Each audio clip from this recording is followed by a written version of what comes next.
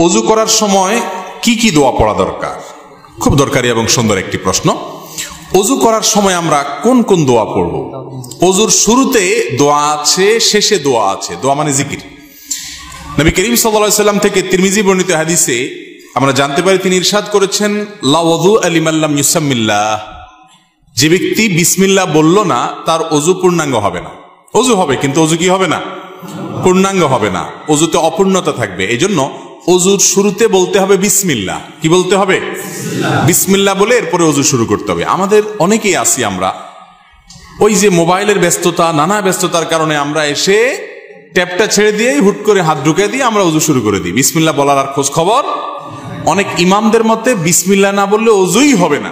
যদিও এটা মুফতাবিহি বা ফতোয়া নাই কথার উপরে, এ কথা চাইতে ওযু হয়ে যাবে এটাই সঠিক, কিন্তু ওযু যদি বিসমিল্লাহ বলা ছাড়া করেন, মানটা একটু কম হবে, তরকারি লবণের কমের মতো, এটার কোয়ালিটি একটু কম হবে। কোন রকম হলো আর কি। তো কোন রকম হলে তো হবে না। নবী করিম সাল্লাল্লাহু আলাইহি সাল্লাম বলেছেন, ওযুর ক্ষেত্রে সব সময় আসবিগুল ওযু, তোমরা ওযুকে পূর্ণাঙ্গ রূপে করো। আই আকমিলুল ওযু। ওযু কখনো যেন তেন করতে হয় না, ভালোভাবে করতে হয়। এই যে শীতের মৌসুম আসছে, এখন দেখবেন যে ওযুতে কত তাড়াহুড়া মানুষ করতে পারে। গরমের সময় দেখবেন ওযুখানা সিরিয়াল লেগে থাকে, আর শীতের সময় ওযুখানা সব সিটগুলো খালি। কারণ আসরের ওযু দিয়া এশা পার করার বুদ্ধি। অথচ এরকম চাপাচাপি করে ওযু ধরে রাখা ঠিক না, স্বাস্থ্যের জন্য ক্ষতিকর, আমলের জন্য ক্ষতিকর। এই জন্য ওয়াইলুল আকাবিনান নার হাদিসে আসছে, পায়ের গিরা, গোড়ালি, এই যে চিপা চাপা আঙ্গুলের শুকনা থাকে, এগুলো বিশেষ করে শীতের সময়, অন্য সময় তো বটেই, শীতের সময় বিশেষভাবে এগুলোকে যত্ন সহকারে ধুইতে হয়। যাই হোক, তো ওযুর শুরুতে বিসমিল্লাহ বলতে হবে। কি বলতে হবে? বিসমিল্লাহ। এটা হলো প্রথম ওযুর শুরুর জিকির।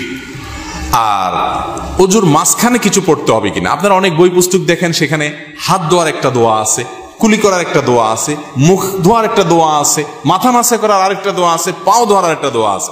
আছে না নেই? এই সবগুলো দোয়া মুখস্থ আছে। এরকম কপালওয়ালা একজন মানুষ দেখি, সবগুলো দোয়া মুখস্থ আছে, এরকম কেউ নাই? মাশাআল্লাহ। আপনারা দেখা যায় সুন্নত বেদাতের পার্থক্য ভালো বোঝেন। যাক, এটা বিশুদ্ধ কোনো হাদিস দ্বারা প্রমাণিত নয় যে সকল অঙ্গ প্রত্যঙ্গে আলাদা আলাদা দোয়া আছে। তাহলে তো একজনের ওযুতে 10 মিনিট করে লাগবে, ঠিক না? ওযুর শুরুতে শুধু বিসমিল্লাহ পড়বেন, এটি হাদিস দ্বারা প্রমাণিত, যেটি বললাম তিরমিজির হাদিস।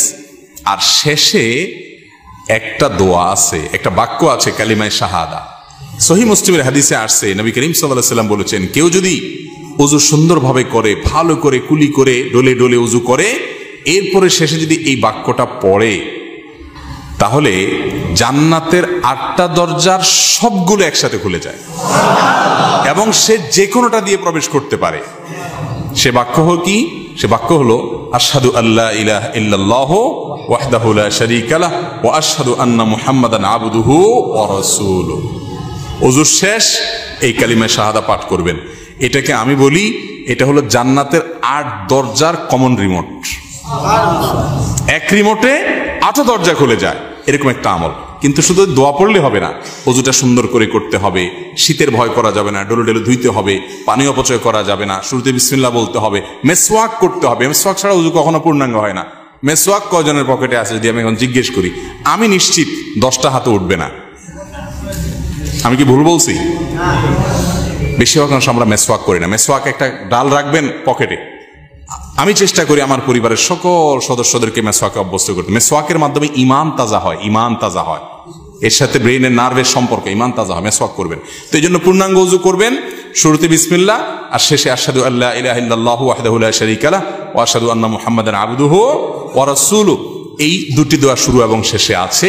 এই শেষেরটা মুসলিমে বর্ণিত আছে। তিরমিজিতে আরেকটি দোয়া আছে, আল্লাহুম্মা জাআলনি মিনাত তাওয়াবিন ওয়া জাআলনি মিনাল মুতাতাহহিরিন। আল্লাহ আমাকে তওবাকারীদের শামিল করেন, পবিত্রতা অর্জনকারীদের শামিল করেন। কারণ আল্লাহ তাআলা কোরআনে বলছেন, ইন্নাল্লাহা ইউহিব্বুত তাওয়াবিন ওয়া ইউহিব্বুল মুতাতাহহিরিন। আল্লাহ তওবাকারী এবং পবিত্রকারীদের পছন্দ করেন। তাহলে ওযুর শুরুতে বিসমিল্লাহ, শেষে কালিমায়ে শাহাদা, এবং তারপরে যদি আরো অতিরিক্ত পড়তে চান, সুযোগ থাকে, আরেকটা হাদিস আছে, সেটাও পড়া ভালো, আল্লাহুম্মা জাআলনি মিনাত তাওয়াবিন ওয়া জাআলনি মিনাল মুতাতাহহিরিন।